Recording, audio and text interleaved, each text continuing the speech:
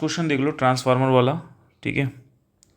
सो इसे bind up करते हैं। देखिए ये कह रहा है कि जो है यहाँ पर एक ट्रांसफार्मर कॉइल है, ये देखो ये ट्रांसफार्मर कॉइल है, और इधर जो है कॉइल थोड़ा कम है, number of turn secondary coil में कम है, और ये रेजिस्टेंस आर है, ये इंडक्टेंस एल है, और ये सी है। ये आरएलसी सर्किट दे रखा है इधर साइड।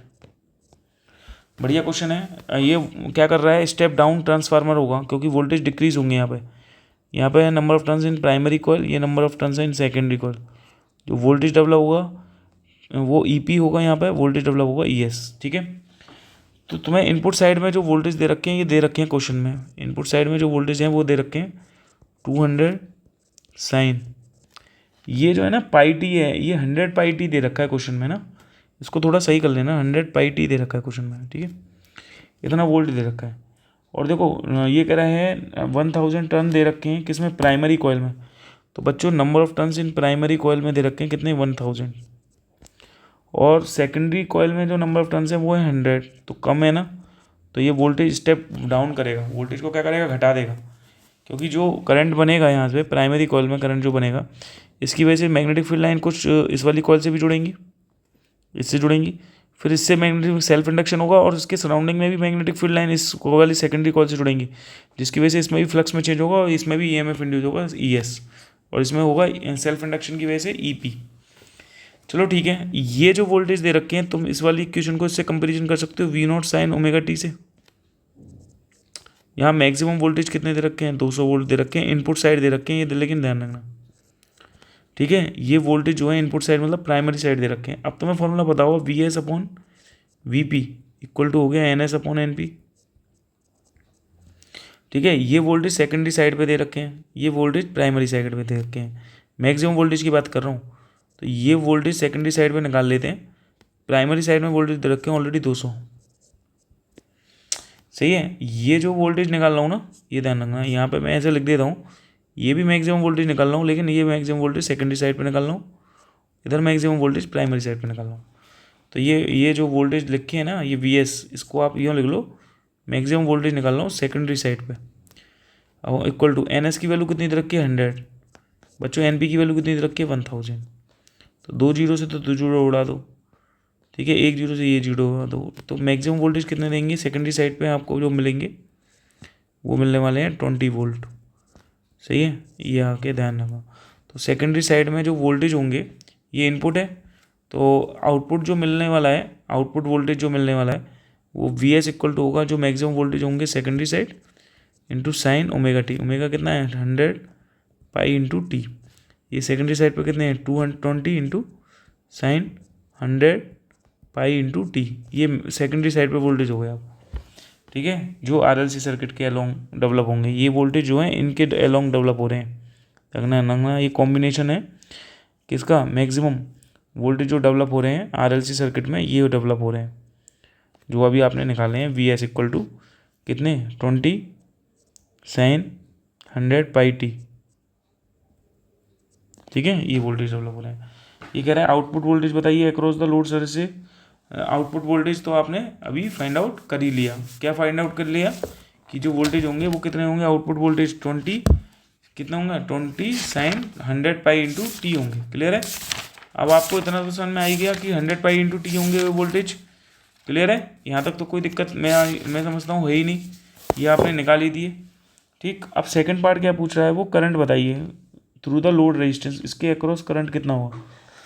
अब मुझे बताओ यार, करंट निकलवा रहा है, ठीक है, ठीक। तो तुम्हें पता है आरएलसी सर्किट में क्या होता है, ये करंट होता है आई, और जिधर करंट होता है उधर ही वोल्टेज होता है वी एल। ये होता है वी एल और ये होता है वी सी, ये तो पता ही होगा। अगर मैं ये कहूँ कि वी सी वी एल, तो यहाँ पे जो है आपको रजिस्टेंस दे रखा है। देखो यहाँ पे आर की वैल्यू दे रखी है ऑलरेडी 4 ओम, यहाँ पे कैपेसिटिव रिएक्टेंस एक्स सी की वैल्यू दे रखी है 2 ओम, और यहाँ पे एक्सएल की वैल्यू दे रखी है 6 ओम। तो यहाँ पे जो है आप देख रहे हैं कि जो वोल्टेज होंगे अक्रॉस एल वो ग्रेटर देन होंगे वोल्टेज अक्रॉस सी के, तभी तो वी एल माइनस वी सी होगा। एक्सएल माइनस एक्स सी करोगे, बड़े में से छोटा घटा दे रहे हैं, वी एल माइनस वी सी कर दे रहे हैं। ये करंट की डायरेक्शन में है वोल्टेज वी आर।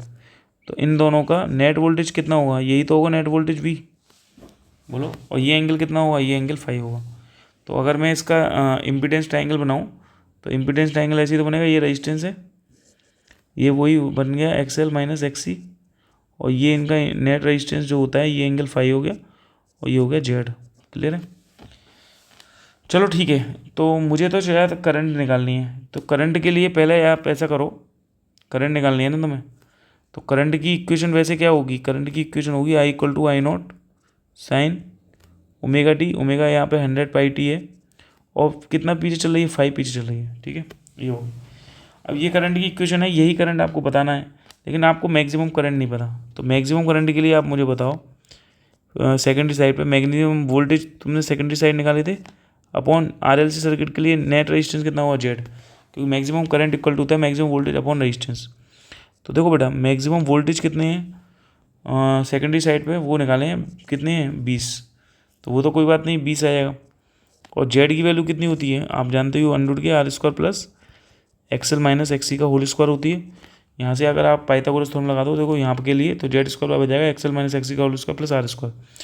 तो बताओ मैक्सिमम वोल्टेज इक्वल टू कितना हो जाएगा, 20 अपॉन के अंडर के आर की वैल्यू बताओ, चलो क्वेश्चन में गिवन है आर की वैल्यू कितनी है, यहाँ पे आर की वैल्यू है 4, तो 4 जो कितने हो गए 16, प्लस एक्सएल माइनस एक्सी करोगे तो 6 - 2, तो ये भी करा दोगे, तो बच्चों ये आ जाएगा 20 अपॉन √16 प्लस 6 में से 2 4, 4 चौक 16, 16 16 32, तो 32 कितना हो गया 32 कितना हो गया 4√2 कह सकते हैं, 16 दूनी 32 होते हैं, तो 4√2 कर सकते हैं, 4 पंजे 20, तो जो मैक्सिमम करंट मिल रही है आपको 5/√2 एम्पियर मिल रही है। कितनी मिल रही है 5/√2, लेकिन तुम्हें ये फाई नहीं पता। अच्छा फाई यहाँ से निकल सकता है यार, tan फाई इक्वल टू कितना हुआ परपेंडिकुलर, परपेंडिकुलर कितना होता है XL minus XC upon base, base कितना है आर, चलो एक्सएल की वैल्यू कितनी है वो तो मालूम है 6 - 2 अपॉन रेजिस्टेंस कितना है आर, 6 में से 2 4, 4/4 कितना हो गया 1, तो बच्चों tan फाई इक्वल टू 1 हो गया, और 1 की वैल्यू कितनी होगी tan 45, 45 को लिख सकते हैं π/4, तो फाई की वैल्यू हो जाती है π/4। तो जो करंट की वैल्यू आएगी जो निकाली है आई इक्वल टू होता है आई नॉट साइन 100πt माइनस के फाई था ना, तो बताओ आई नॉट की वैल्यू लिख दो यहाँ पे 5/√2 इंटू साइन लिख दो 100πt लिख दो इंटू टी माइनस के π/4 रख दो। ये करंट की इक्वेशन आ गई जो आपको पूछा था। अब कह रहा पावर बताओ और सप्लाई कितनी होगी, तो बेटा पावर का फॉर्मूला क्या होता है, एवरेज पावर होती है, याद रखो एवरेज पावर होती है VRMS into IRMS into cos phi. यहाँ VRMS के लिए V0/√2 होगा, IRMS I0/√2 होगा, और कॉस फाई है ये, तो कॉस फाई होता है R/Z। देखो यहाँ पे कॉस फाई की वैल्यू होती है R/Z। अगर यहाँ पे देखें कॉस फाई होगा बेस अपॉन हाइपोटेनियस, भाई कॉस फाई इक्वल टू कितना होगा बेस अपॉन हाइपोटेनियस, होगा नहीं होगा, ये बेस अपॉन हाइपोटेनियस R/Z हो गया, तो देखो यहाँ पे लिख दिया। चलो V0 बताओ सेकेंडरी साइड पे V0 की वैल्यू कितनी थी 20 थी ना, ये निकाला 20 आई, तो 20 रख दो यहाँ पे, 20 रख दो यहाँ पे अपॉन √2 इंटू मैक्सिमम करंट कितनी निकाली वो भी 5/√2 थी, तो 5/√2 रख दो यार, इंटू आर की वैल्यू कितनी थी 4, और जेड की वैल्यू हमने अभी निकाल ली, कितना आया था देखो नीचे देखो 16 16 32 कितना आया, ये आ गया था 4√2, कितना आया था 4√2 आ गया था जेड की वैल्यू। अरे यार जेड की वैल्यू निकाली थी ना अभी अंडर के R square plus XL minus XC का होल स्क्वायर करके, तो ये वैल्यू आई थी √32, तो इसे बताया 16 दूनी 32 होते हैं, तो 4√2 हो जाएगी नहीं हो जाएगी, तो यहाँ आ गया। चलो देखो 4 से तो 4 काट दो, ठीक है। अब ये देखो 20 इंटू 5 अपॉन √2 इंटू √2 करोगे तो 2 हो जाएगा, इंटू √2 हो जाएगा, 2 से ही काट दो 10 बार, तो ये हो गया ये तुम्हारा 50/√2 हो गया। तो एवरेज पावर जो आ रही है ये 50/√2 करके वॉट आ रही है, सही है, ये आ गई, ठीक है। बोलो कोई प्रॉब्लम हो तो बताओ, आई थिंक समझ में आया होगा, ठीक है।